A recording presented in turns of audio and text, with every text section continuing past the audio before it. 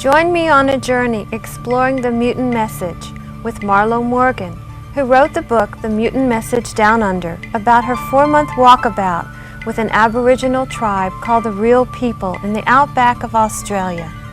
And then joining her will be Robert Wolfe, who lived for years with Indigenous folk. Much like the Real People in Australia, they know how to live in harmony and balance with nature. So, taking this journey is an inner journey for us all, learning how to be real people.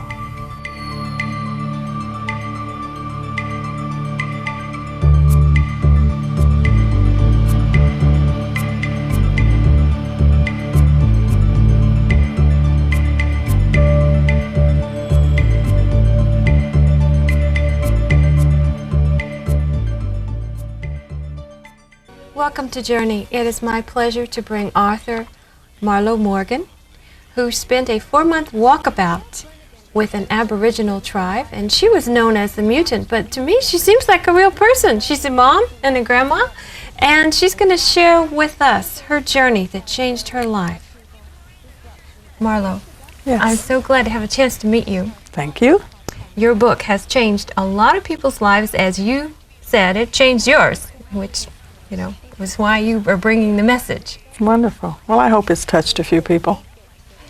I'm curious, as we kind of talk about some of the episodes that led up to you going on this walkabout, coming up to the point of why we're called mutants too, as we explore the differences between, you know, who we are and where we're at here. Well, the tribal people really believe they are real. Their name translated to me to be first, original, unchanged, or real. I chose to use the word real people in the book, but actually you can use any of those phrases. And they do think that we have changed, and the name that they referred to me as was Mutant. Right. Because they do believe that a part of the very core of human beingness has been lost in our society. And these are wonderful people. They don't judge us. They observe us. Even the name was not derogatory in any way. It was a very loving way. It came across in the book. That they refer to themselves as people who think in oneness. And they believe that mutants think in separateness. And that's not a derogatory thing. It's an observation. That's just the way that it is. But they really feel that spirituality is based upon thinking in oneness. And that when you think in separateness, you think in terms of lack, limitation. Right. That your society is based upon people having to prove their worth. In their society, every baby is worthy when it's born. You don't have to prove yourself.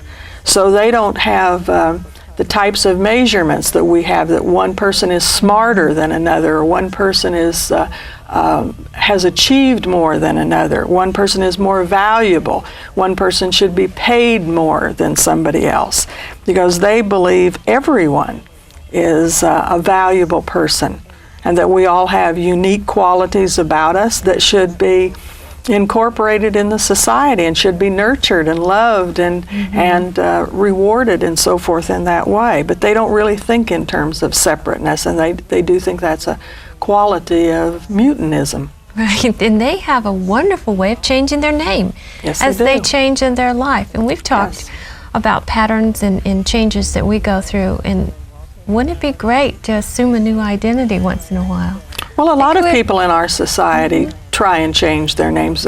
Not too long ago, I was with a woman who I was spending the night with her after giving a talk, and she said to me that she was into the Native American things, and so her new name was Windwalker.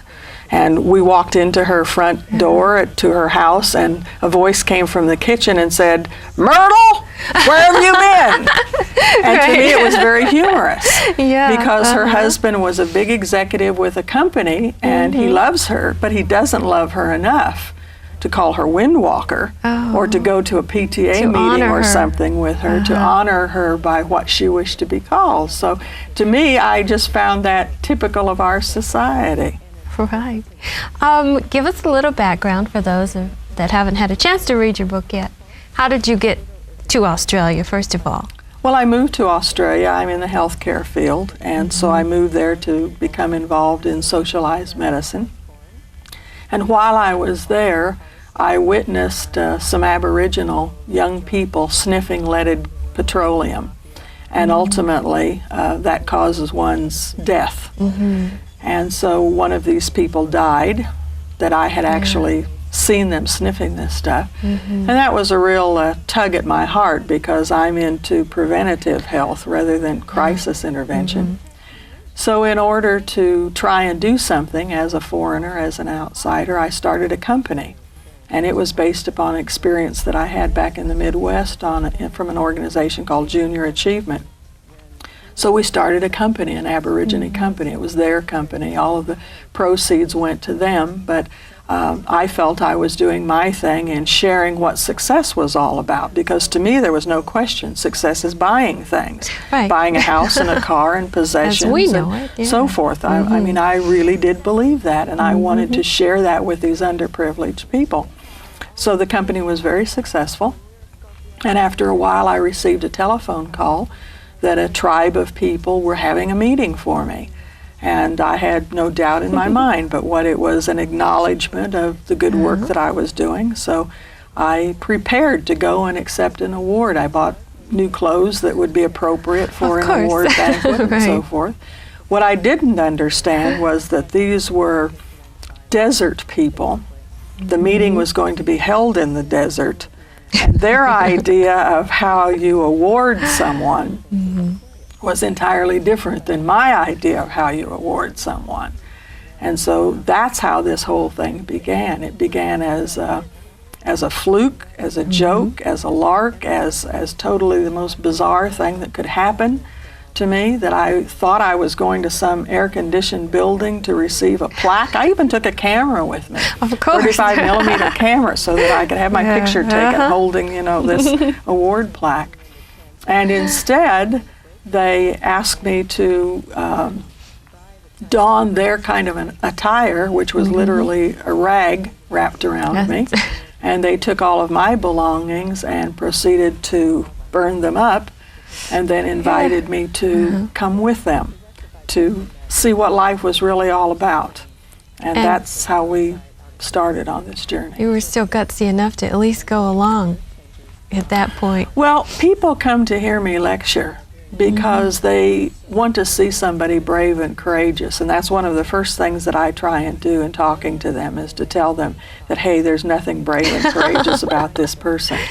What I did, when you understand the circumstances, is precisely what anyone would have done, and there wasn't anything brave and courageous. It was common sense and a survival kind of thing that you would do. You just don't, when people are walking out in the desert, you just don't sit there in the middle of Death Valley and hope that someone's going to come and find you. I mean, you have to make a logical decision. And the decision was based upon my practice of analyzing healthy people, that here were very healthy people who were walking away from me. And they didn't have any picnic basket. They had no food with them, so I knew they couldn't be going very far. Of course. So it seemed logical to me to go with them and do whatever they wanted to do for another few hours or whatever, and then they would take me back to the hotel where I belonged. But that wasn't really what they had in mind. Now, right away, though, you did sense a very nice, loving connection with their elder. I sensed a loving connection with all of them. With all of them. They're absolutely wonderful people.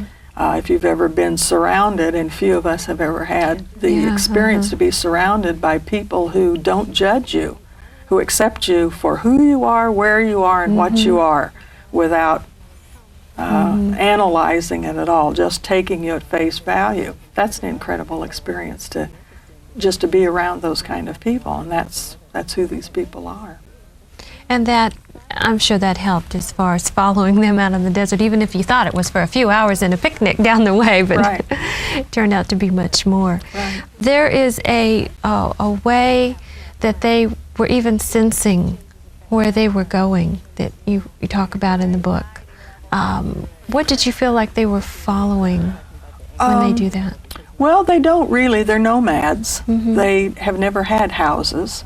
In the beginning, back when the continent was all of theirs, they followed the seasons, and that's how they got their food. They ate the berries and nuts and plants and so forth, and the animals walked with them. And that's the way the continent was.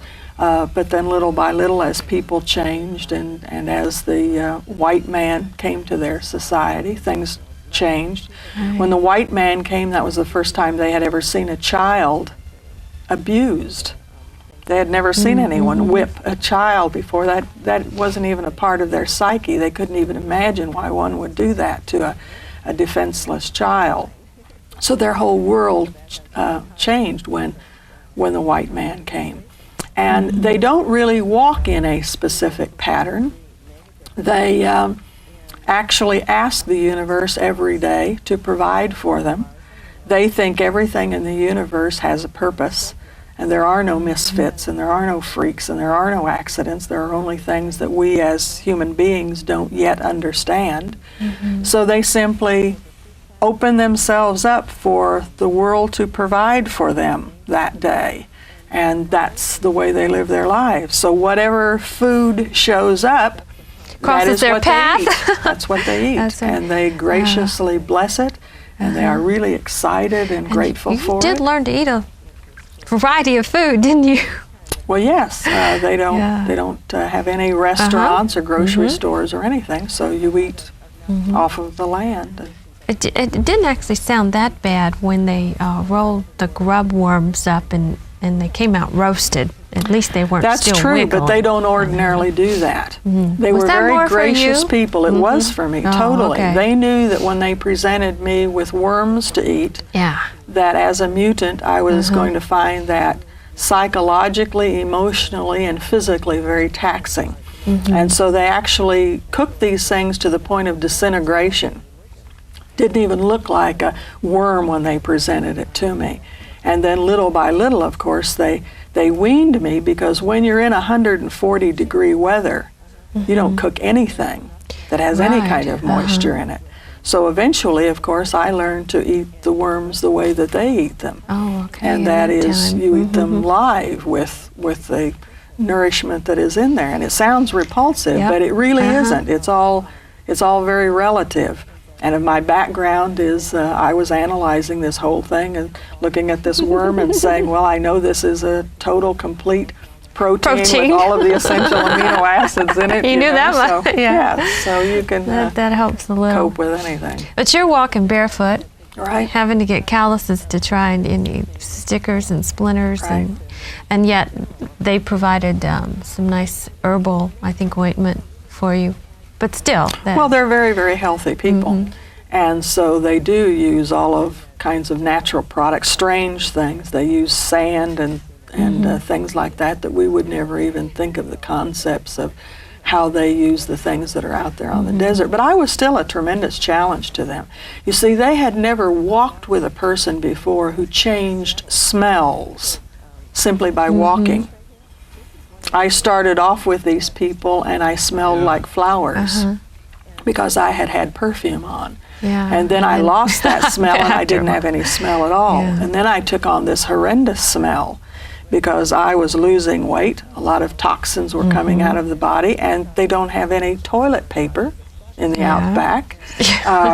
These people don't smell, but I definitely did. And they had never walked with anyone who changed colors simply by walking. I started off with a little tan, and then I got bright red, and then my skin peeled off, and I would lay on the sand at night, and my skin would lay there like a snake. So they had to pack me with the charcoals from the fire and that kind of thing, roll me in the sand to have a barrier between me and the sun. And even so, I had horrendous sunburns, of course, as a result of that, but they were able to help me with their various oils and things like that. And it's really too early to tell. Usually cancer-type situations that you're going to get from horrendous sunburns don't come immediately. So there are a lot of people who are just waiting for me to, come out with horrendous sores all over my body. And you know, maybe I will do that. I don't know. It doesn't really make any difference to me. I want whatever is in my highest good. And hey, if that's what it takes, sock it to me, because I'm thoroughly convinced that their philosophy is the right philosophy for me. And that's how they live their lives, is they are open for whatever it takes for their spiritual evolvement or enlightenment or whatever you would call it. Whatever is in their highest good, they're open for that experience. They were even open to the point that a young man fell and he seriously broke his leg. Right. And they provided a healing for him, which you believe also was part of your education. Absolutely. The lessons you. Yes. So in a way, you're almost saying like they intended that they would do this for your benefit. Well, they did that morning when they talked to the universe. They said, if it is in the highest good, we are open to allowing the mutant to witness one of our healings. But they didn't know who it would happen to in the group or what would happen. But can you imagine a group of 62 people who are so opening willing. themselves up so that you can have an experience to learn from? I mean, it's just an awesome way that they relate to people. And the man did break his leg, which I talk about in the book. I've also been asked by the Kansas University Medical Center orthopedic staff to give a further explanation for this. And they said to me, are you saying that this was instantly healed? And I said, no, it doesn't say that in the book.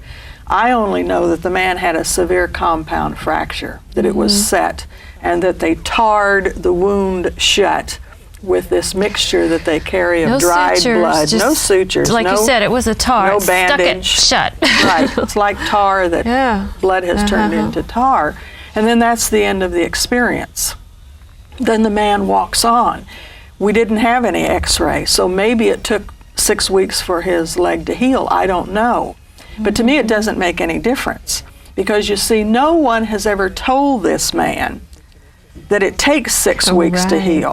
He only knows that it's tarred shut, and that's the end of that experience. In their society, you don't go back and talk about your gallstones and how you almost died on the operating table and how giving birth was the most traumatic thing. That's an old past experience. No one really wants to hear about it except you. You're the one who wants to keep putting energy into it. That poor me. As far as they're concerned, that was an experience that you had to learn from and to go from, and you go forward from that. So to them, that was just the end of it. I had witnessed it, and that was the end of it. So they don't keep dragging up old stuff like we do. Now, in their method of, you've spent very quiet days, literally, as you were walking, because you're saying they probably are just carrying on conversations and exchanging stories telepathically. That's right. And now, after being around them enough, you've learned to do that too. Yes. That's one of the things that I say that people have such a difficult time accepting. And that is that these people really don't believe your voice is made for talking. Your voice is made for singing, for sound, and for healing, and for celebration. When you use your voice for talking, you tend to talk about small things that don't really amount to anything in the big picture, in the big spiritual picture. And if anything, probably detract from that. So how they communicate is the way mankind began, according to them, and that is you talk from your head and your heart. And it's what I guess we would call mental telepathy, for lack of another word. I don't know if that's really the proper word or not. But they believe that mutants also have severed the connection between their head and their heart. And that we often do things from our head and we don't consult our heart at all. Or we do things from our heart and we don't consult our head. And that in order to really live life to its fullest and do it in the highest scheme of things, you have to have that connection. So they do actually do their transmitting from their head and their heart, and it is done in silence. Now you feel messages still coming from them? Yes, I talk to them usually about 4 o'clock every morning because I'm very novice at this. And of course, This And is you their way weren't of a life. metaphysical seeker like you were saying No. earlier. You weren't No, I out was there not into moving metaphysics. to Australia I wasn't seeking anything. Right. This all came very new to you, telepathy and this kind of healing and Right. you know the way they are. Right. But I was speaking with them at 4 o'clock in the morning just a short time ago. And at the end of our conversation, about 4:32, as a matter of fact, in the morning, they asked me to step out in the hallway. I was on the 15th floor of the Radisson Huntington Hotel in Los Angeles. And I stepped out into the hallway, and there wasn't anything happening in the hallway. And just as I came back and the door wasn't quite shut, the earthquake started. Oh. Mine was the only door on the 15th floor that was not locked in and the doors ajar, so I could actually crawl out through my door because a nightstand came flying across the room. That's actually what this little patch is on my nose, if they can see it on TV, is that I had a number of stab wounds from that happened. Oh my God. But it was actually my conversation with these people that allowed They knew that that door was to be open for me to get out of. And the other thing that's characteristic of them and makes us a mutant is that we have fear in our life, and these people absolutely have no fear. That was the amazing thing. They're out every day with, you said there's more than 70 poisonous snakes alone, Right. let alone the scorpions and wild dogs. But that's and, their life. Yeah. So, I mean, that isn't any different for you than knowing your hometown and the areas of the town in which, you know, there are poisonous types of creatures Do that you are out think, there. though, that they have a sense about avoiding danger if it's ahead? They know to go this way instead of that way No. if there's... No, Are I don't they think that they connected? would avoid danger because I think they would look at that danger doesn't come into your life unless you are actually bringing it into your life. And it is for your highest good. It's a matter of going through it and coming out the other end a wiser and better person for that. And once you have passed the test, that's it. You're never tested on that again. So they would be open to whatever it takes in order to get go forward. their spiritual enlightenment, right. And they don't tell lies, not No. even, of course, they're thinking, so their thoughts must be so clear. Well, that's a Yeah, part of the that's- mental telepathy thing. That's one of the reasons that they had to teach me to do it, and it was a rather drawn out and involved kind of thing. They believe any of us can do mental telepathy. It's a human quality that we all have the ability to do, but we block it off, mainly because we have things inside of us that are hidden in our heart and in our head. And as long as you have a secret in your body that you don't want your parents to know about or your spouse to know about or the Internal Revenue Service to know about or whatever, then you have blocked that off and you can't be open to transmitting information and receiving information if you've got things that are hidden down in you that you have walled off inside of you.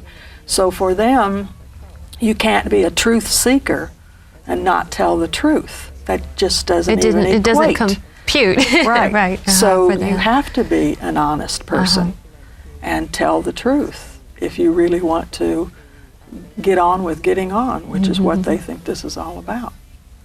As you were getting on and time went on and on, you spent a long time, you didn't even know what you look like after a while. That's right. They never see their own faces. Do you lose a sense of kind of your identity when you're not able to see your image every day? Oh no, you gain it. It's You just really the gain opposite. it, You see? gain it. That's- It's by looking in the mirror that you lose the sense of who you are.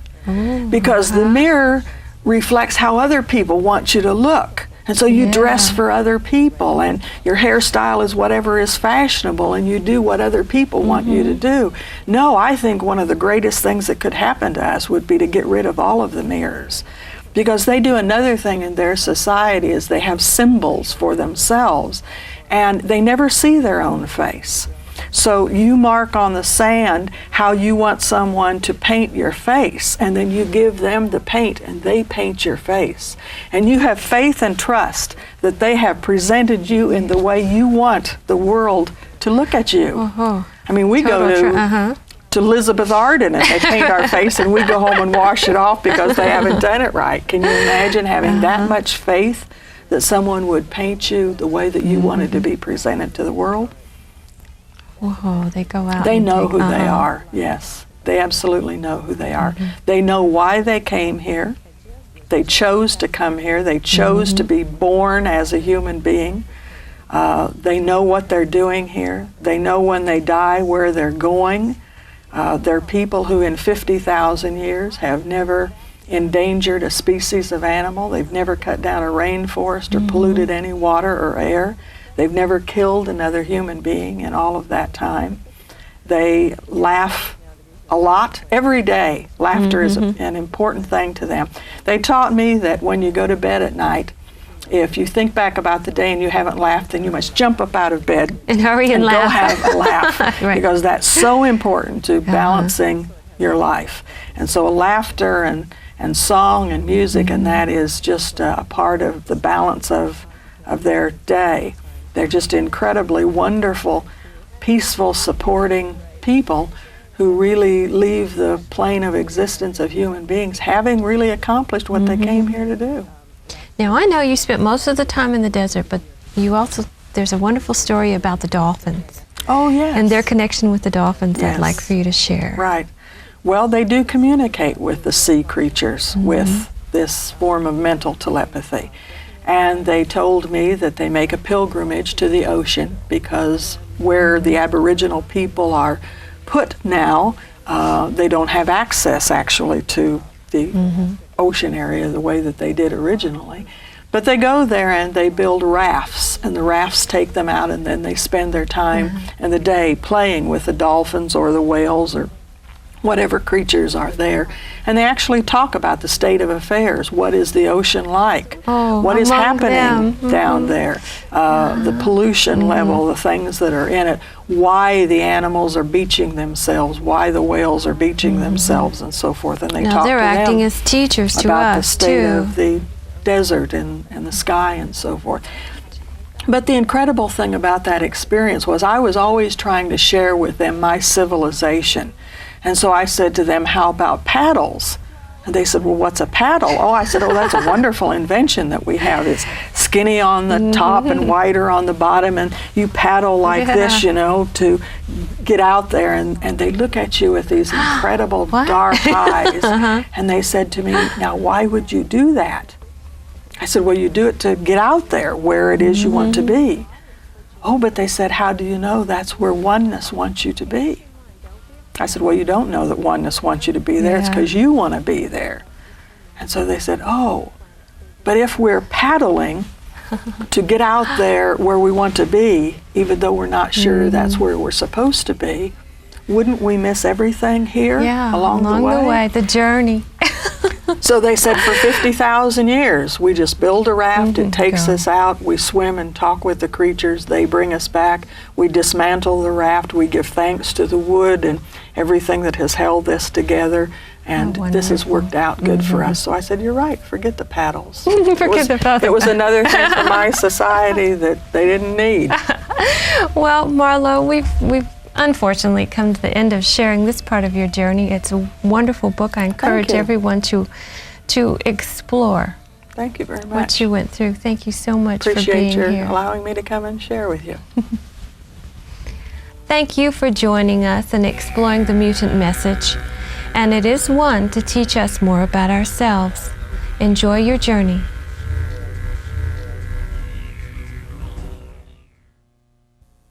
Welcome to Journey. You are in for a real treat, a double hitter. We have two authors here with real messages from real people, and they're quite real themselves. So we're going to jump right in and talk to Marlo Morgan and Robert Wolfe. Marlo, it's such a delight to have you here. Thank you. With Robert. Thank you. You have both had nice journeys with some wonderful people that we call real people. We want to know how we can be more real. I'd like for you to start, Marlo, and just kind of tell us, how can we bring that into our reality? Well, I think honesty probably is what I see as the basis of things, that you have to really honestly deal with yourself, your own emotions, who you are, and happiness, I believe, has to do with what you're doing in a community setting, how you feel about yourself, what you're giving, and that type of thing. I think it's very difficult for one to be really happy and really joyful alone in a setting if they're not relating to at least the earth around them or the creatures around them or something else like this. But ultimately, what it really is an inner joy and inner happiness, but it seems to really to be a kind of a partnership without outer things. So I think it has to do with caring for children, caring for your community, you know, supporting other people on their journey, on what they're doing. Right. You found, Robert, too, you studied a lot of healers. Yes. And you found that the method in which they heal is so supportive and so different than our Western culture. Oh yeah, because they look at illness differently. I mean, to most people in the world, illness is not a thing. It's a condition. It's a relationship almost between you and the environment. And if there's disharmony in the environment, that makes you ill, or that is the illness actually. And so healing very often is to patch up or to heal the disharmony with the environment. That's why I agree with Marlo when she said, you know, it's very important if you want to be joyful that you have this, to me, it's an intimate relationship with nature, in my case it's trees, but everybody has their favorite animals or plants, I think. But And in the health thing that you're talking about, my experience with the tribal people that I was with is that I was with some people in the Australian desert, and my background is in health. Mm-hmm. And when I went into the desert, I really believed if someone died, then science had failed. And we really needed to beef up our science and figure out a way to solve that problem. I came out of the desert with a totally different opinion, that what you really are after healing is other kinds of wounds, spiritual wounds and emotional wounds and psychological wounds, and you may or may not have physical healing that goes along with that. But physical healing isn't really what healing is all about. And that was just an eye-opener to me. You don't study that in the textbooks.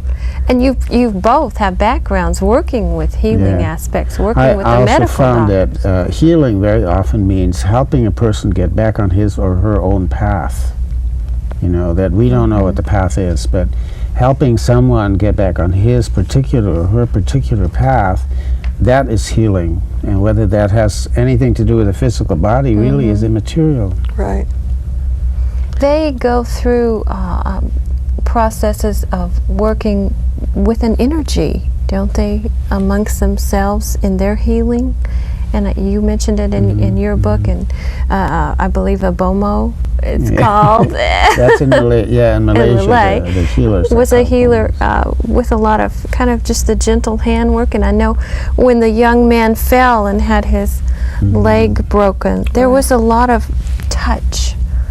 So are they sharing an energy of healing to assist one, giving something you feel like that is needed, or is it just the love that they're transmitting? I think it's sharing energy, obviously, but it is also redirecting energy, because very often when you have a break or some kind of a illness, not an illness, but a wound or something, the energy is bunched up, and so what you do is you kind of smooth it out. I mean, that's what they told me, and that's obviously what it feels like when they do it. The people that I was with actually believe that oneness is, I think, equated to what we call energy. Because they really described God in the same sense that we talk about quantum physics. And that's really the reason that they're not well accepted. They haven't been accepted by the missionaries who went over there. In fact, the missionaries walked out of the desert and said they're hopeless. You know, you can't save these people's souls. They're just not salvageable. But that's really what it was. So to them, oneness that's all there is. There isn't anything else.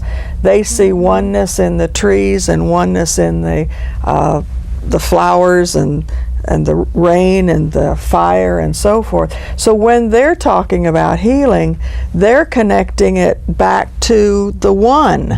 And they're just reconnecting the pattern that was there before. And then they're into giving gifts. They give gifts to bones that break.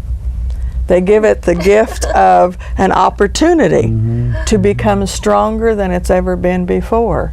And they believe everyone's a healer. They believe everyone's multi-talented, including the patient is a healer. They may not have done that yet on their path, but everybody has that ability.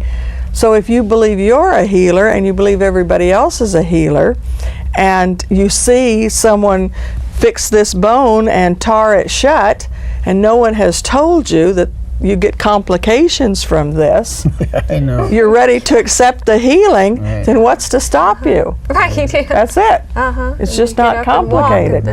The Aborigines that I knew were very much the same in some ways, and they also believed that healing ultimately is always the quote-unquote patient's work. You know, there's no outside person who does it for him or her. You do it yourself. And the role of the what we would call the healer was basically really helping a person get to that point where you can figure out what to do.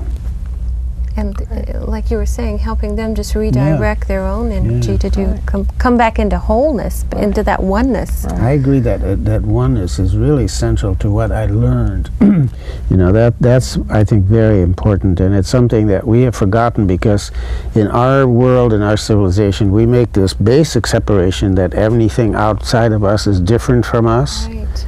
And see, those people still have the idea that everything, including me, is all the same. Right. So you don't have that separation that we start with. Absolutely. What did you both bring back that you have now incorporated, as far as how have you changed your life and how have you changed? I know you said it's been from, you know, the way you dress, the way you eat, the way it's everything. The most important thing I came out with was this incredible sense of humor that I did not have before I went in there. And these people believe that laughing is so important to your life that they taught me if I go to bed at night and I think about the day and I haven't laughed, I must jump out of bed and go do something fun. Don't ever go to sleep and have just only a serious day. You always have to have some fun. And that was really important to me. And I think they're right. I think it not only balances you emotionally, but I'm sure it has an effect on your physical body as well. I had a real struggle because, you know, I was trained as a scientist and I was trained as a Western scientist, and so I had to explain everything and I had to understand everything. And what I learned from the people that I knew was to just let go, you know, and let God do it, or let the world do it, or whatever, however you phrase that. And it was very difficult for me to do that at first. But when I learned that, it just really totally changed my life. I mean, since then, I just do whatever I hear in my dreams, or, you know, something happens or something, and I don't plan anymore.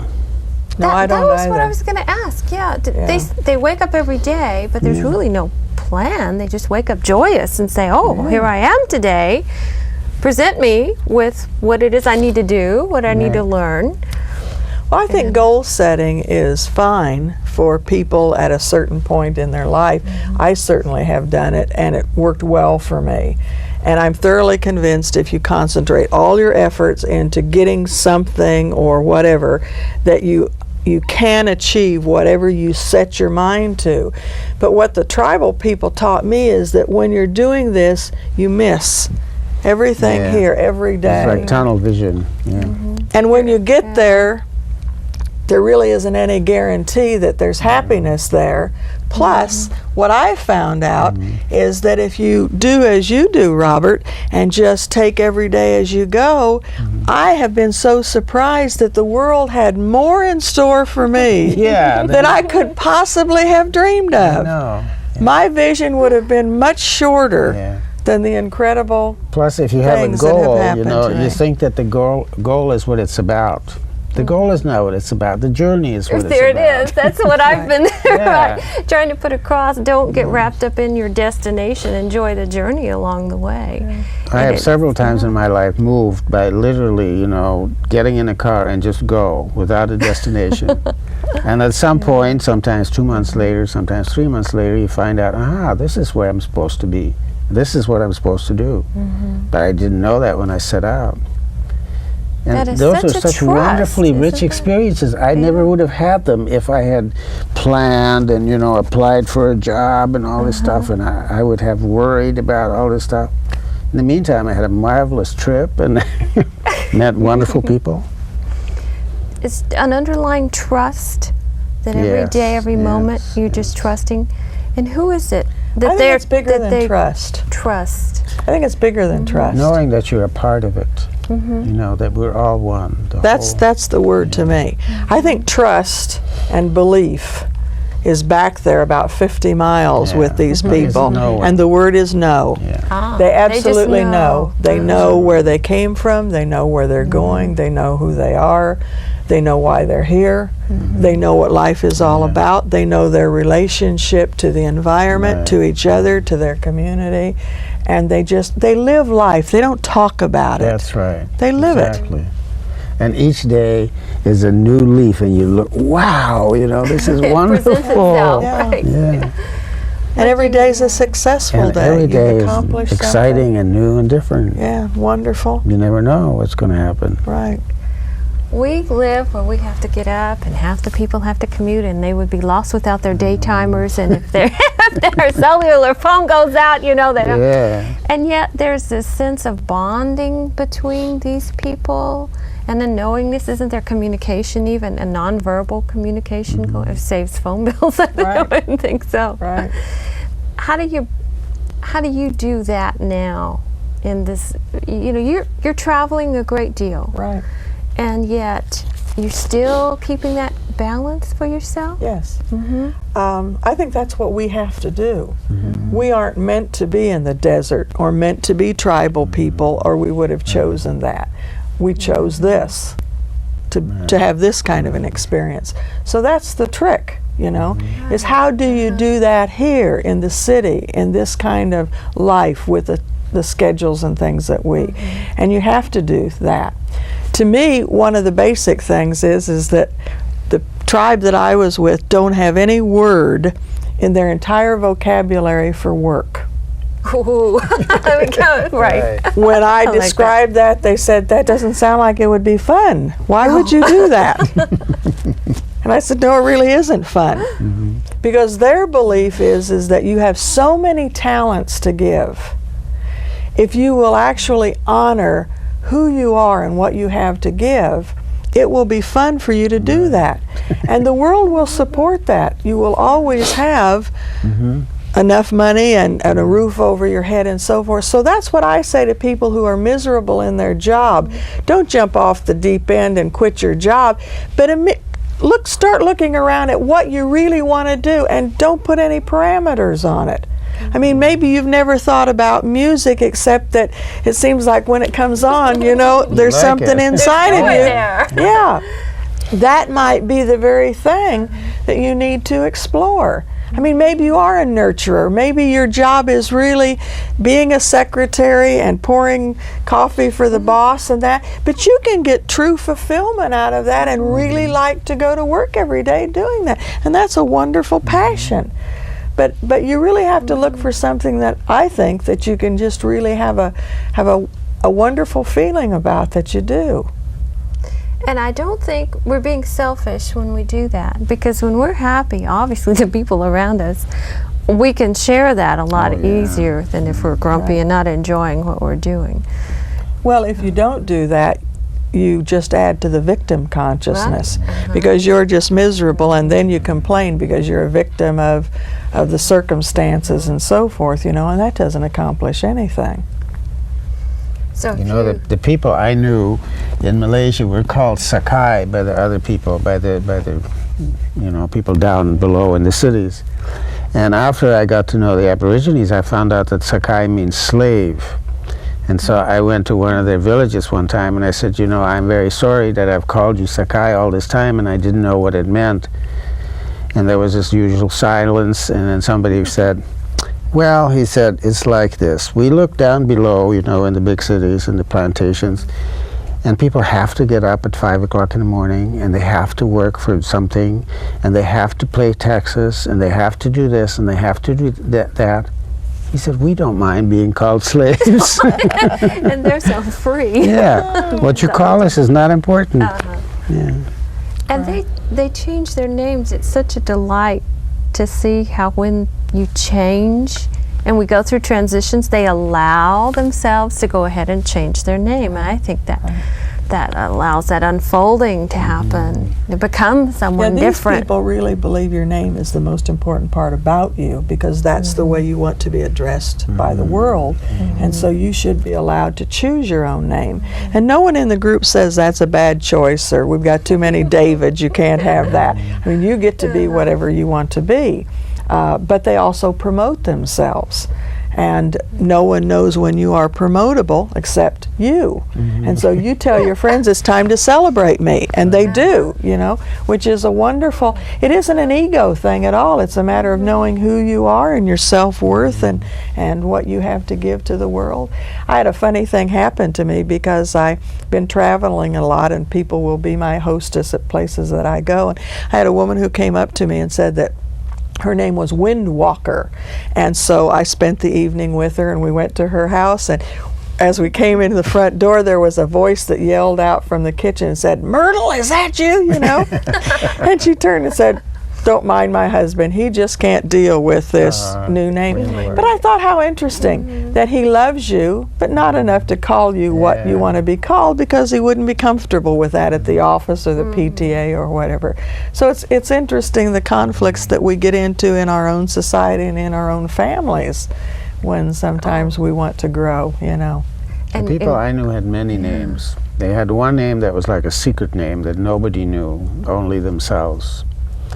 And then there were other names that people called them, and they were more like nicknames, like, I remember one person was called the man with a yellow hat. He didn't have a yellow hat, but I think probably at one time he might have had a yellow hat, or he wanted to have a yellow hat, but that's what he was called. And everybody knew that. How fun. Yeah. And they knew them by that. Yeah, that's wonderful. And children very often had no name at all until they were old enough to be unusual, to stand out in some way. And then maybe they'd pick the name, the best fit than So who they really were. There was one girl who was called Snake, and she didn't like that at all. But she was very good with snakes, she could handle snakes, and so she said, well, that's not my name. Yeah, but that's who you are, What do you think is the underlying kind of current that sort of propels these people in their bonding with one another? They call it spirit, they call it, there's so many different names, and yet it sounds like they're not doing an external thing at all. No. That it's all, really, it's coming from within. Well, I think they understand what it is to be a human being. That if you're a turtle, and you don't want to be a tree. And if you're a person, you should be a person and not want to be something else. And being a person is different than other things. There's responsibilities that go along with this that you don't find in other categories of life. And they understand the responsibility of being a human being. But the people I was with, I really think it all goes to their concept that they know they came from forever, And they know they're going back to forever, and they have no fear of this at all. But they also understand that this is a unique experience of being a human being. And it isn't a haphazard thing. We're here for a purpose, right. and there's a responsibility that goes along with this. So the people I was with couldn't really understand any society that would have children that weren't wanted, that were given away or were abused in some way.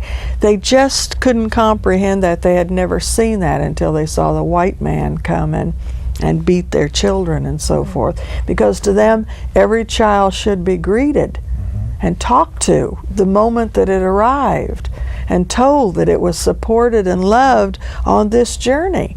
And that's what we're here for, to let it express itself and have creativity and fit into the community. And that goes all the way through their life. These people don't die alone. They don't believe anyone should die alone. There should always be a support system around you. And there is no fear when they die. Actually, what they do is celebrate their life when they're dying. Rather than sadness, they know where they're going. And forever's a great place. And they've done a good job of being a human being, so there isn't anything to be sad about. And children are not owned by the parents, you know. The children are loved by everybody around. And so whether they're carried or loved by this person or this person is not important, because somebody always is around the children. And you know, you can imagine what it would be to grow up knowing, not feeling, but knowing that you are loved, truly loved by a lot of people. Right. You know, without any conditions. It's not like, if you do this, then I love you.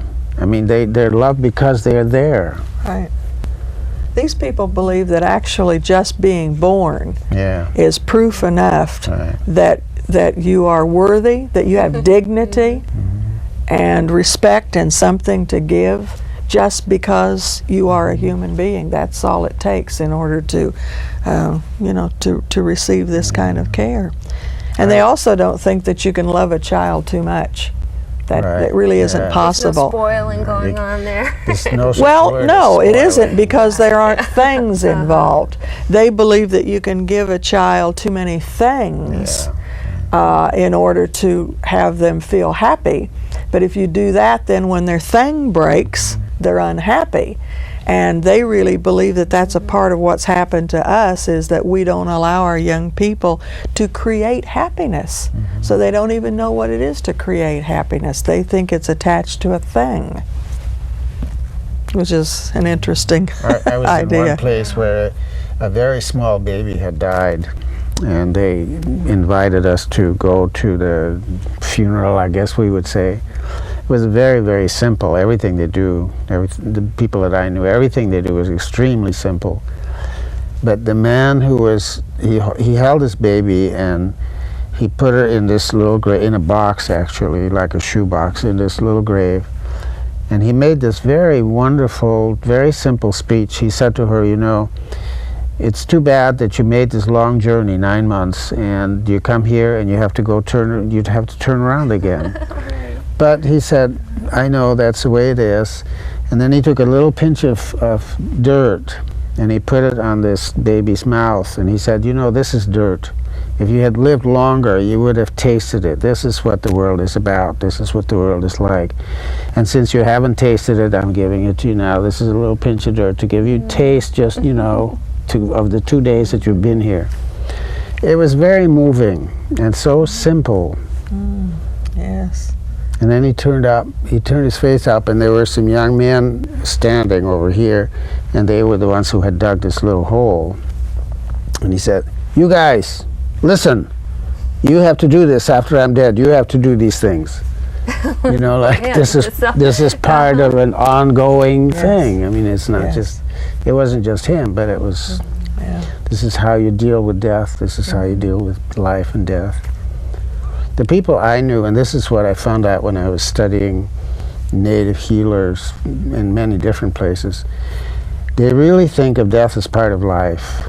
You know, it's not, to us it is the end of life. It's something separate. It's something dangerous, awful, to be feared. Yeah, we're in fear of that. And they don't really believe that, you know. There's just part of this circle. I mean, the cycle, you know, it goes on. I mean, you can't have life without death. I think, you know, Marlo, you were speaking earlier of the recycling process Yeah. we go through. Right. You know, and just to learn some more lessons and to take some more journeys. And Well, the people I was with, even their reverence for food, they have been misinterpreted, because anthropologists have studied Australian Aborigine people and said, you know, that they're savages and pagans and all of this because they worship snakes and so forth. But when I was with them, I got a total different concept of when the snake came along and they ate the snake, and they do talk to the snake, and they thank the snake for becoming a part of them. But I saw it as they were saying, you know, the calcium, the zinc, the magnesium from this is coming, as well as the life essence that is there. And it isn't the way that it's been presented in the textbooks. I think the textbooks have been very slanted from people who didn't really go in with an open mind to look at these people. Because most Westerners, they go to another place and they see it from Western eyes, through Western eyes, you know, and we have to put everything in categories that fit our idea of what the world is like. I think to see through the eyes of real people would certainly enhance our journey. Yes. And this one has come to a close so fast, and I've appreciated having both of you here to share your journey with us. It's been wonderful.